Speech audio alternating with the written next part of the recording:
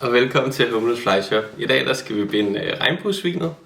Det er en af mine favoritfluer. Jeg bruger den hele året rundt. Det er en super god flue og fanger mega mange fisk. Skal vi ikke bare komme i gang? Vi starter på en Arix NS 122 Light Stinger. Så giver vi den lige en thread base.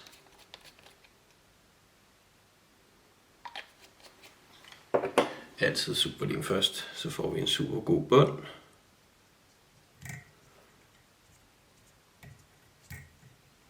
Således.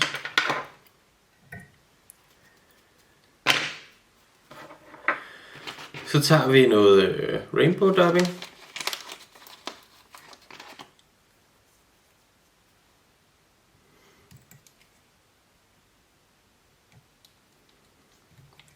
Så lægger vi det over.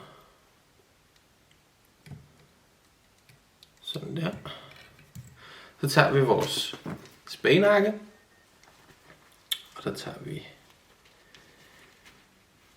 en fjer med gode lange fibre på. Så tager vi lige bunden af en gang her.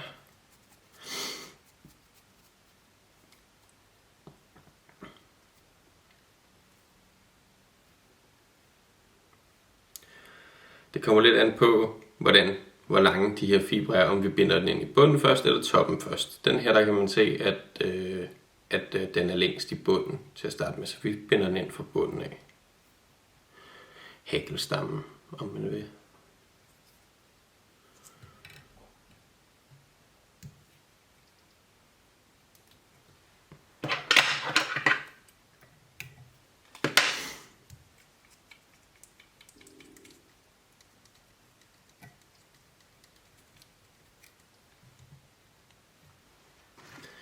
Så tager vi vores hækklemme.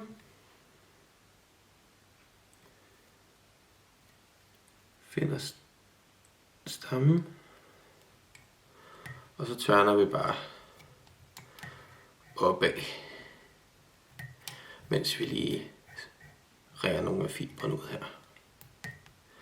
Det skal man ikke være så forsigtig med. Vi tager det hele med dubbingnålen eller børsten om lidt. Så det er så fint.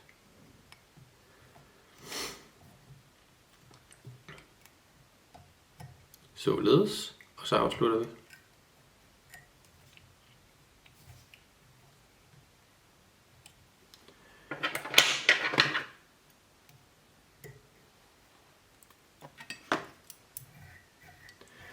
Så kan man lige tage sin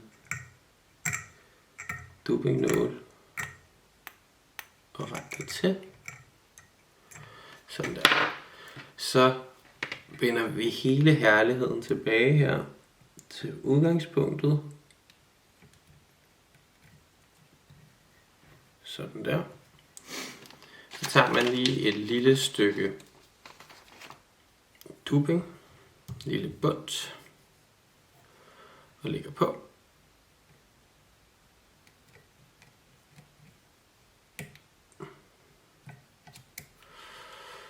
Og det lille stykke dubbing der, det er med til at holde vores øjne spredt hele tiden. Vi tager nogle i Super Fluorescent Sunburst Orange for Easy Shrimp Eyes i extra small. Super fede øjne. Vi tager lige og binder dem ind, så der er cirka 2 mm eller sådan noget heroppe foran. Der skal bare lige være et lille stykke til, så synes jeg det passer rigtig fint. Giver en lille tryk. Og så binder vi ned bare fast. Så hvor de vil have dem. Det gør de. Sabagap. For at sikre, at de banditter, de ikke rykker sig. Så tager vi vores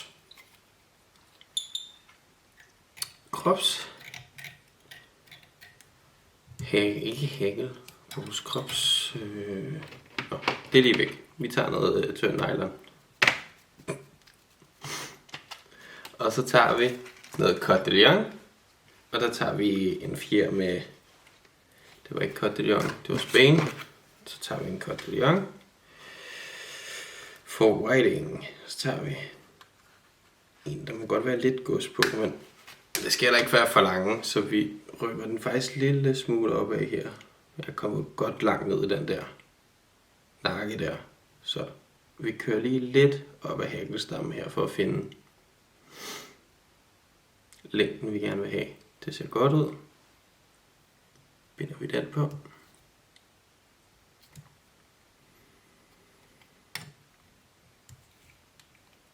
Jeg prøver så vidt muligt at holde det sådan inden midt på krogen her. Sådan der. Så tager vi vores rainbow dubbing. Et lille bund af det. Og så gør jeg det, at jeg sådan lige dubber lidt rundt om tråden her, og så holder jeg altså lige fast i dubbingen, så jeg lige sådan kan tapere den lidt bedre nedad, synes jeg. Se, der manglede vi lige en lille smule. Ja, ikke må i der. Det er faktisk været, at vi tog for meget her. Nå, det ser vi.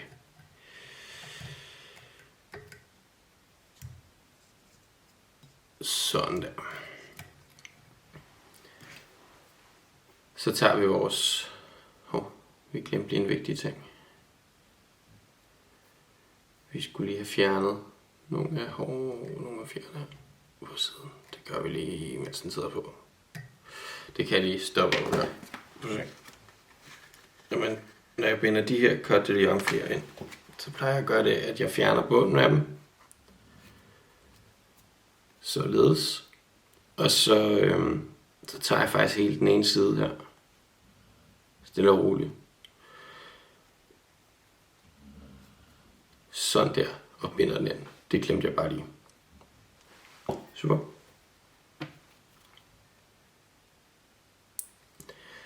Tager vores hækkelklemme.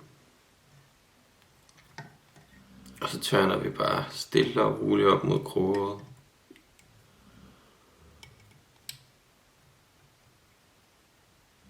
Sådan der. Og afslutter det.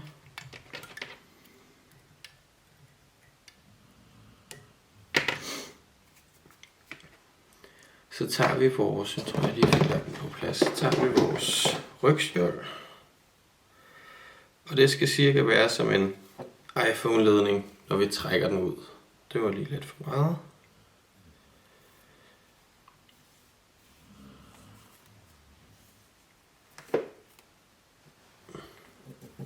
Sådan der. Det skal cirka være som en iPhone-ledning, når vi trækker den ud.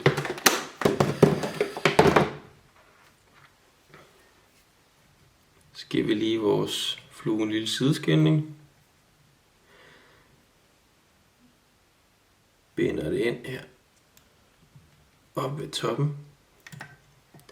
Det jeg bruger her, det er sådan noget Fiscal Fibers. Det er super fedt til rygskjold. Man kan også bruge noget, hvis man har noget EP. Fiber liggende. Men jeg synes den her, den er rimelig fed. Den glemte også en lille smule. Så giver vi den ikke hæklet. Hvad fanden, den er helt væk i dag. Ikke kropsriklet. Jo, er det et rikkel? Det er ikke et hækkel. Nå, vi tager kropsriklet her, og så giver vi den, tørner vi den 5 gange nedad. 1, 2, 3, 4 og 5. Og så giver vi den lige et par her på foran for at sørge for, at den sidder der. Sådan. Tager vi lige den her, den er oliven green. Og farver tråden. Så giver vi den noget sabbergær. En lille smule.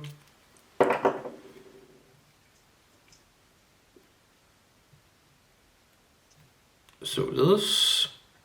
Og så lige en lille hurtig Sådan.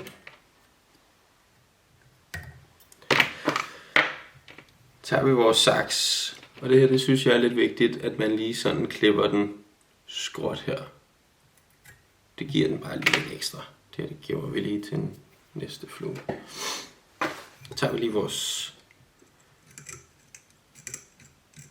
dupingnål her, og så hjælper vi lige fiberne, der har gemt sig